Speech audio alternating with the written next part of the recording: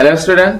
আজি মই তোমালোকৰ লগত আলোচনা কৰিম নৱম শ্ৰেণীৰ সোশ্যাল সায়েন্সৰ ইতিহাসৰ দ্বিতীয় চেপ্টাৰ এটা কোৱেশ্চন আৰু এই কোৱেশ্চনটো ক্লাছ টেষ্টৰ পৰা আৰম্ভ কৰি এনুৱেল এক্সাম লৈকে হোৱাৰ খুব সম্ভাৱনা আছে গতিকে তোমালোকে এই ভিডিওটি স্কিপ নকৰাকৈ প্ৰথমৰ পৰা শেষ কৰি চাই যাবা আজি প্ৰথম প্ৰশ্নটো হৈছে ভাৰতীয় জাতীয়তাবাদৰ উন্মেষণৰ প্ৰথম কাৰকটো কি সময় উল্লেখ কৰি লিখা এনসাৰটো হৈছে পাশ্চাত্য শিক্ষা ঊনবিংশ শতিকা দ্বিতীয় নম্বৰ আনন্দমঠ উপন্যাসৰ ৰচয়িতা কোন বঙ্কিম চন্দ্ৰ চট্টোপাধ্যায় 3 নম্বৰ প্ৰশ্নটো হৈছে সাৰে জাহাঁ আচ্ছা গীতৰ গীতিকাৰ কোন আছিল ইয়াৰ এনসাৰটো হৈছে কবি ইকবাল নেক্সট প্ৰশ্ন ভাৰতত প্ৰথমে ৰেল যাতায়াত কেতিয়া কত সূচনা হৈছিল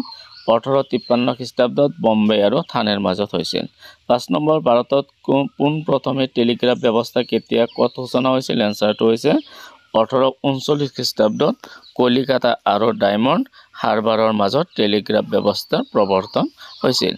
ভাৰতত প্ৰথম ছপাশালা কেতিয়া কত স্থাপন হৈছিল এনসাৰটো হৈছে 1797 খ্ৰীষ্টাব্দত শ্ৰীৰামপুৰত প্ৰথমটো ছপাখানা স্থাপন হৈছিল নেক্সট প্ৰশ্ন কলিকাতাৰ প্ৰেসিডেন্সি কলেজ প্ৰথমে কি নামেৰে কত প্ৰতিষ্ঠা কৰা হৈছিল এনসাৰটো হৈছে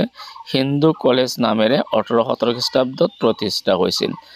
লৰ্ড উইলিয়াম বেন্টিঙৰ দুটা উল্লেখযোগ্য সমাজ সংস্কাৰৰ বিষয়ে লিখা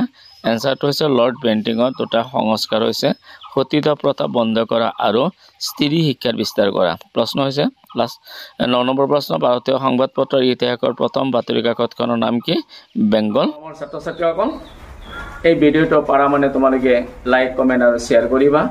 যিসকলে এতিয়ালৈকে মোৰ ইউটিউব চেনেল সাবস্ক্ৰাইব কৰা নাই তেখেতসকলে কাষত থকা বেল আইকনটো বজাই মোৰ ইউটিউব চেনেল সাবস্ক্ৰাইব কৰিবা আৰু নতুন নতুন সোশ্যাল সায়েন্সৰ ভিডিওসমূহ চাই থাকিবা